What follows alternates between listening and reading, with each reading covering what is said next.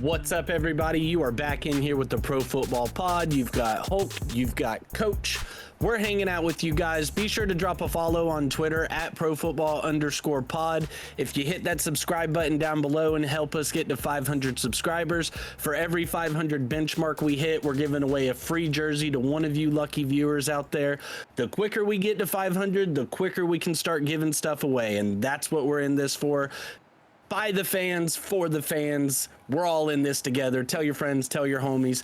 TulsiRoseTea.com is the sponsor. What's up, Coach? How's it been, buddy? Dude, it's too fucking close. Like, we're starting right to get the shakes. Like, we're right there. I am, but for the first, and I credit it so much to the, college football 25 that came out. I'm more excited for the college football season this year than I have been in at least the last 7 to 8 years. Now, because you've got to play with all these guys. A little struggle bus, so it's kind of gotten me out of the mood a little bit in it. But yeah, you get the college football 25. I've got guys on San Jose State that I know by name out here now because I'm playing a dynasty with San Jose State. I've got them ranked number 1 in the country right now. I mean, just sign me up, guys. Get me out here. I'm loving it, but you're right. The season's right around the corner, and everybody, palms are sweaty, knees weak, arms might be heavy. Yeah. If you had your mom's spaghetti, it might be on your sweater already. I mean, we're living the dream out here. That's what we're doing. We've got sleepers for you guys today, sleeper picks. We basically went from everything at round 10 down for you guys because generally everybody knows the top tier guys. You're really not going to have to think too much. It's just really kind of pick your flavor. So we tried to give you guys about 6 dudes each here that we believe could be a sneaky selection for you to help you towards the end of the year. So, Coach, why don't you go ahead and start us off? Who's your number 6? So it's the only tight end that I have on the list, and it's not that there's no tight ends that are going to be sneaky, but I know that the Packers took 2 tight ends last year. But Luke Musgrave obviously was the better selection.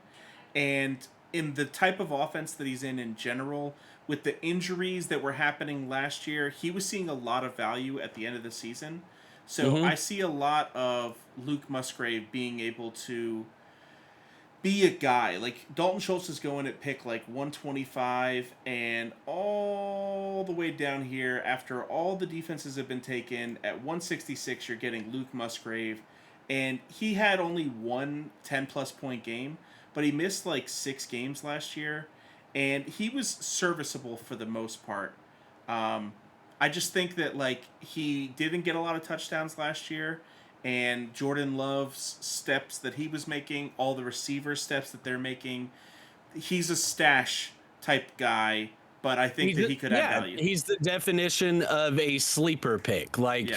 Nobody's going to take him and expect him to be your tight end 1 right out of the gate, especially with all the young offensive weapons they got out there. They just brought in Josh Jacobs, drafted Marshawn Lloyd in the backfield, so I do like that as a sleeper pick because, like you said, he was getting the targets that you want to get whenever he was in. He was just very touchdown dependent. And, he went his whole year, like you said, he missed 7 games, 1 touchdown. Yeah. So you've got to expect that to go up, but I agree. He's a solid stash to just throw on your bench there at the end. I'm a person to where I like to draft a second tight end at the end instead of waiting on the waiver wire because you never know what's going to happen. And I refuse to try to rush to the waiver wire for 1 tight end and try to hope that I'm the top pick versus, no, I've already got him on my team. We're good. Exactly. So following suit there, the only guy I have on my list a little bit right before on the cusp of round 10, but I felt like it was close enough for me to add him, is Brock Bowers.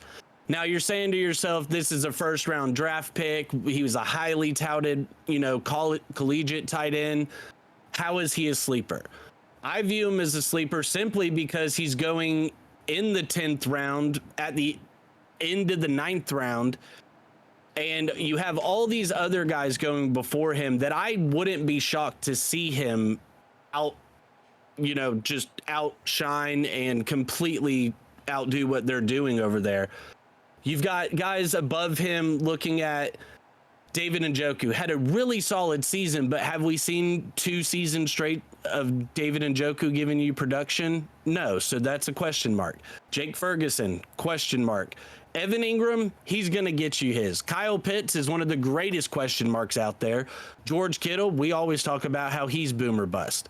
So those guys, I wouldn't be shocked to see Brock Bowers finish above, simply because at the tight end position, you're not going to find many athletes like him. Like, Kyle Pitts got drafted early because he was an exceptional athlete, but he doesn't have the build and the makeup that Brock Bowers has, as far as just being a thicker boy out there, being able to take a pounding, take the hits. Kyle Pitts is more of an oversized wide receiver. You take David Njoku's final 4 games out, and he had a very mediocre season as well. Mm-hmm. A lot of people, who was the quarterback for those final 4 games, Coach? Joe Flacco, and he's not there anymore. Nope. Deshaun Watson, I think Amari Cooper gets the most value from Jerry Deshaun Jeudy Watson coming in as well. Jerry Jeudy. But yeah, I totally see that. Brock Bowers is the 11th tight end off the board. And outside of Davante Adams, they don't have a wide receiver that scares me for taking production. Like, I know he's a rookie and we haven't seen him on the field yet, but I would much rather have Brock Bowers as one of my pass catchers than Jakobi Meyers. So that actually leads me perfectly into my next sleeper, which actually is Jakobi Meyers. Jakobi Meyers was very, very undervalued last year, and I think that's why he's being undervalued this year. He had 2 points of 20 plus games. He had another 7 games of 10 plus points. He had 2.4, 4.3, 3.1 as like his total bust weeks. But to get a guy at pick 145 right now on average, 147 across all the leagues, that's amazing. Like, he's potentially, if Brock Bowers isn't everything that everyone expects him to be athletically, Jakobi Meyers is the second best option on this team. And at worst, he's the third best. Gardner Minshew and Aiden O'Connell. I don't think that either of them are really going to make 3 guys super relevant, but this team isn't projected to be up a lot. They're projected to have to come back in games. If you looked at the Indianapolis Colts last year, they were in a lot of shootouts. And I think a lot of that had to do with their poor defensive play and the fact that Gardner Minshew is capable of being in a shootout. So I think that Jakobi Meyers at wide receiver 55 is way undervalued. I absolutely think that he's going to do better than that. And to get him in a 15-round draft, he's literally your last pick.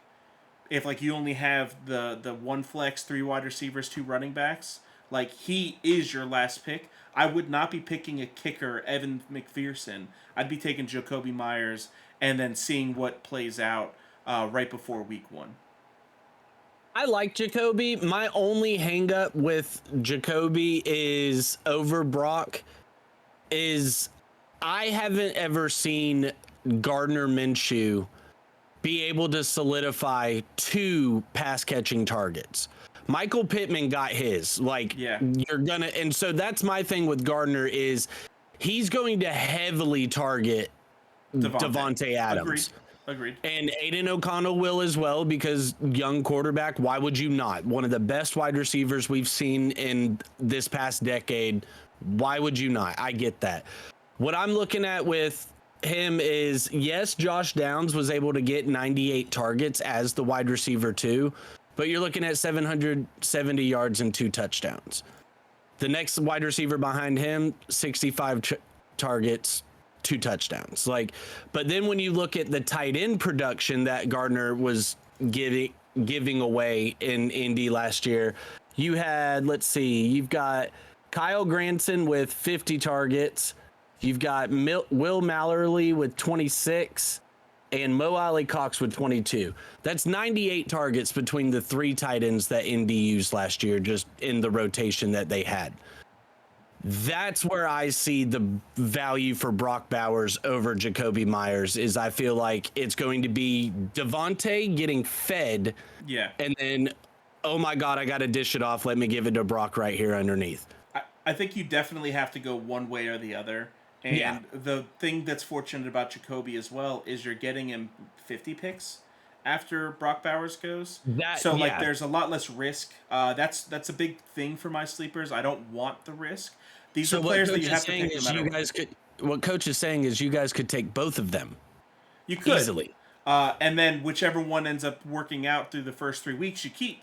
And if Jacoby Myers ends up being nothing through week 3, then you drop him for the top waiver wire pickup after one of the top running backs gets hurt. Or, some other injuries are going to happen. We know that for a fact. But who do you have at 5? At 5, I've got your guy, Kamani Vidal. Nice. I like for that. the Chargers. And the main reason I got him, number one, we talked about him in the offseason during our draft process a lot. He was one of our favorite running backs in the deeper rounds. His skill set, his makeup, it just looks like he's ready to translate to the NFL.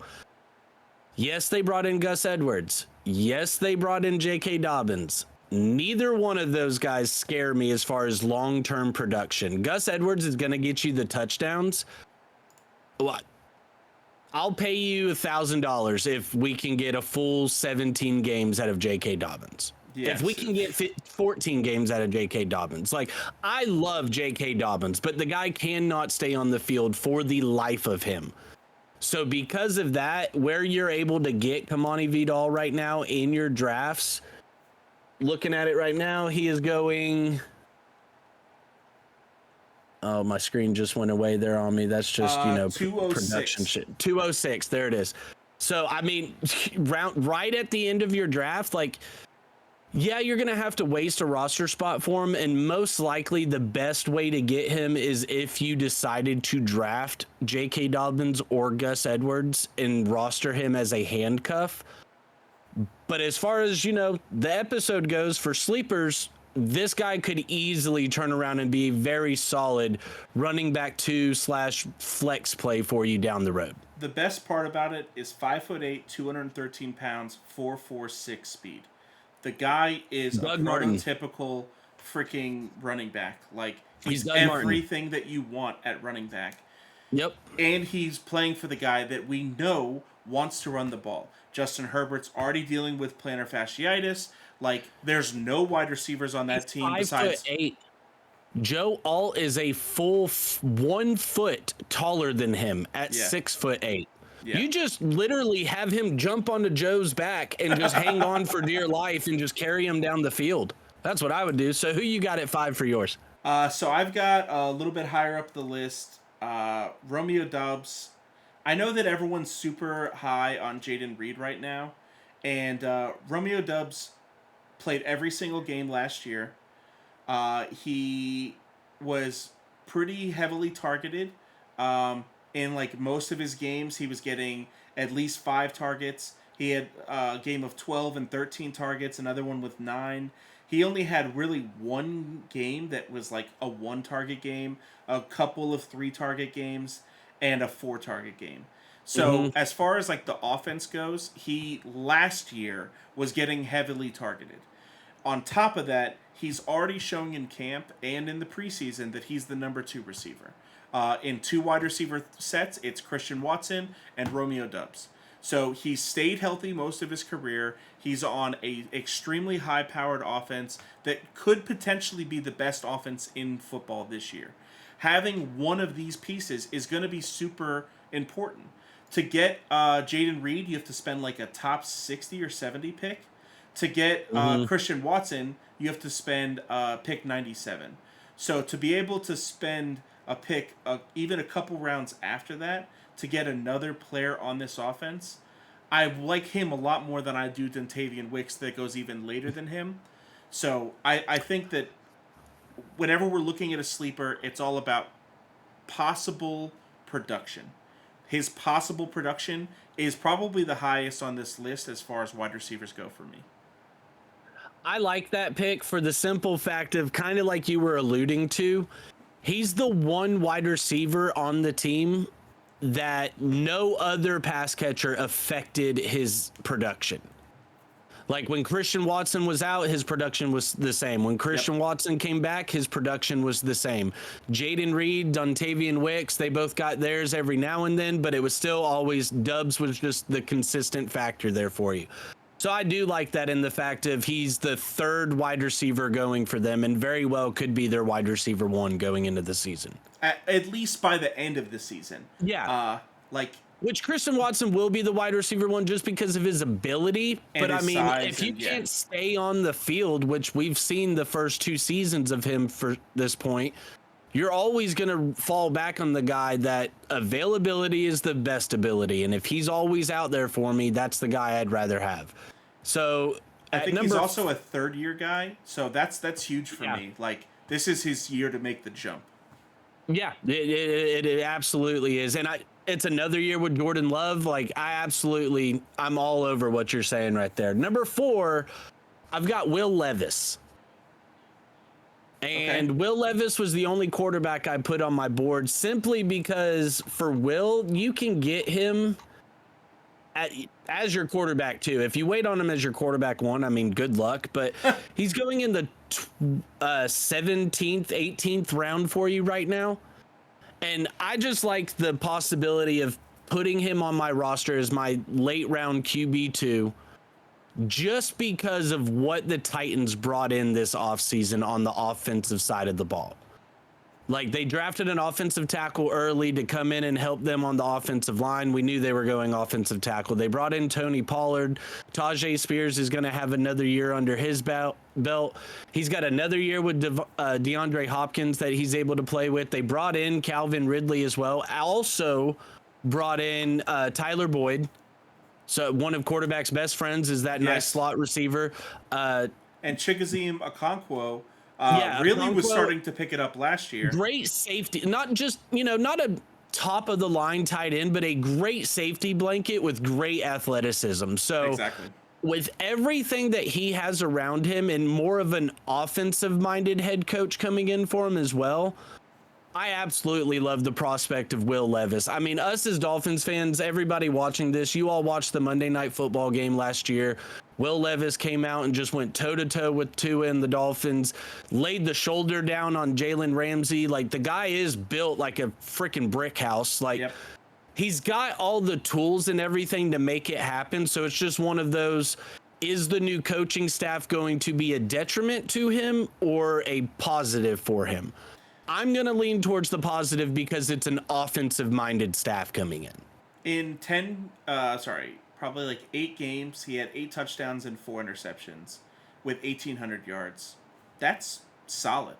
Like, for a rookie that wasn't expected to do a lot before the bye, came in against Atlanta and totally showed out with 4 touchdowns. His first game. His first game, when he came out, it was absolutely the talk of all media. For that whole week. The dude just dominated. And like I said, all he had pretty much last year was DeAndre Hopkins and Derrick Henry, but they weren't even really using him like they are normally using him. So you're adding all these pieces. It's just going to give him more to his arsenal. Who you got it for? So at 3, I've got Jerome Ford.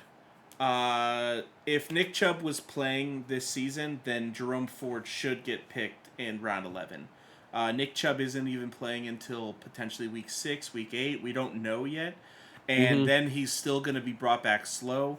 So at least for the first 6 or 8 weeks, you're going to get the RB1 behind a top 5 offensive line in the Cleveland Browns.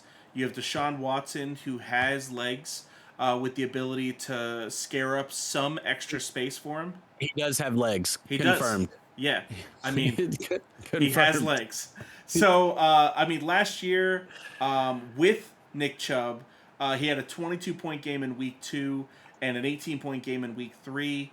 After Chubb went out, he put up 5 or 6 10-plus point games, and then he put up 25 against the Jets, which was ridiculous. His targets were always above 1. He had at least 1 target in every single game, and I think that's where his biggest area of improvement were.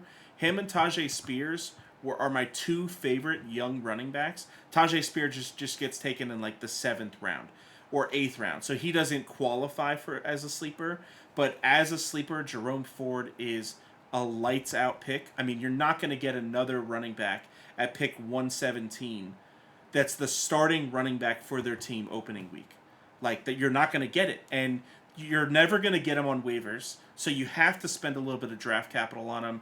I think especially if you go wide receiver heavy and you end up having like one RB, 1.5, and then like you're looking for a couple RB2 and 3s to just like see which one, rolls good for you. I think Jerome Ford has to be someone you pick up. I literally had nothing to add to that.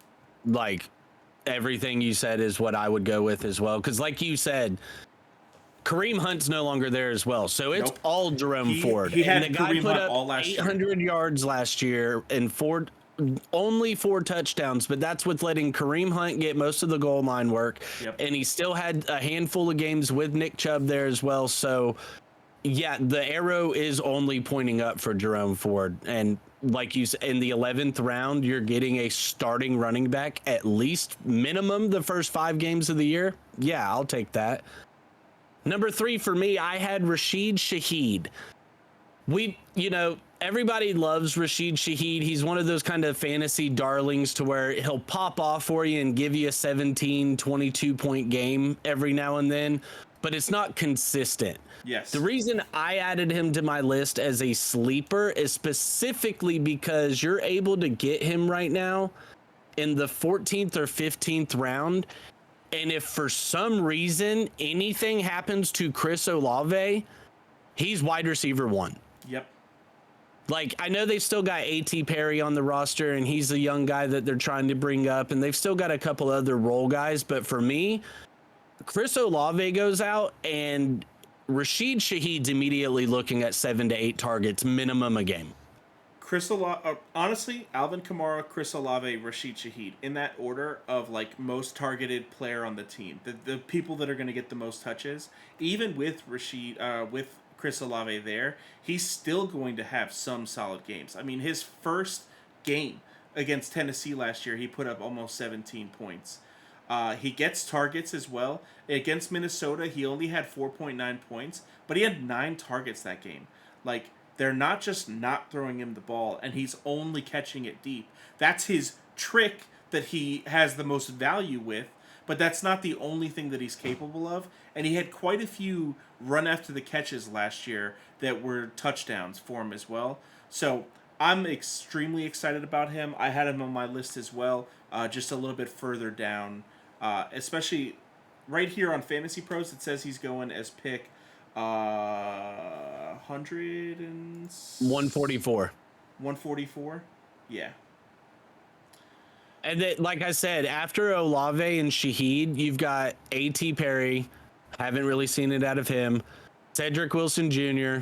As a Dolphins fan, we kind of know what to expect there. And Equanimous St. Brown, the lower-rated St. Brown brother. Like, so, nothing. Yeah. And that's my thing is, even if Olave is healthy, I still think Shaheed gives you good flex value in a 12 or more man league. So going into number 2 for you, who you got there? So Chase Brown is probably one of the most talked about sleepers so far this offseason. I honestly don't think that he will fall to round 10. I'm going to spend a 9th round pick on him because I think that that's where he's going. His ranking and his ADP across every single league right now is like 111 to 117, something in that range. If you look at his stats last year, very underwhelming, especially through the first 5 games. He finally had an 18-point game against Indy, and that was his only fantasy-relevant game. Joe Mixon is gone. Joe Burrow and the passing game is going to be a bigger deal. We all know that. Zach Moss will steal some red zone touches from him. But as not my starting guy, if I can get him in the 9th or 10th round, I'm very excited about the prospect of this player. Hmm. His size and speed and just his measurables are exactly what you want from a running back. And I just think his potential is uncapped in that offense. He's able to receive the ball better than Zach Moss did last year. And I think that he's easily, I think, the best running back you can get at the sleeper position, like in the sleeper range. Jerome Ford is the starting guy, and he doesn't have a lot of competition. But I think Chase Brown's like athleticism and what his potential as a player is much higher. He's also a second year player. As a running back, you need youth. Like you cannot pick players that are older. You need the youth. So for Chase Brown, among 77 backs that had at least 40 carries last year, which Chase Brown had 44, he ranked 12th in yards per after contact and 16th in missed tackles forced. So, like, yeah, everything you're saying there, like, he's got the ability, and he's been getting plenty of run with the first team in camp so far. So, yeah, I absolutely think he's somebody that he may not be the starter right now, but you could turn around at week 5 and he's the starter going forward. Exactly. So, number 2 for me, I had Curtis Samuel Nice.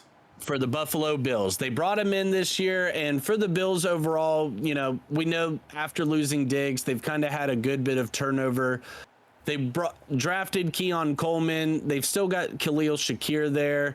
Brought in Matt Collins, Marquez Valdez-Scantling, you know, just kind of putting some Band-Aids on that wide receiver room. For me, Curtis Samuel, with the way that Josh likes to go deep, with what he did with Gabe Davis, what he likes to do with Khalil Shakir there, I think Curtis Samuel is going to give insane value if either one of those top receivers go down, or if Keon Coleman comes along too slow for him. I really like the prospect of Curtis Samuel just being able to essentially steal 6 to 7 targets a game working out of the slot for him. I also think that he's not going to be only a slot player. From what we've been seeing in training camp, he seems like he's working the outside a lot. He's Mm-hmm. not an old player. I mean, he's not a young player. I mean, um, but he's also not quite at the like Tyler Boyd position where he's only going to be having value in the slot. I think that at wide receiver 49 to get potentially the most targeted guy on the Bills. Like, yeah, Dalton Kincaid could end up being the most targeted. Keon Coleman could be the most targeted. But we know what Curtis Samuel is. Curtis Samuel is a baller.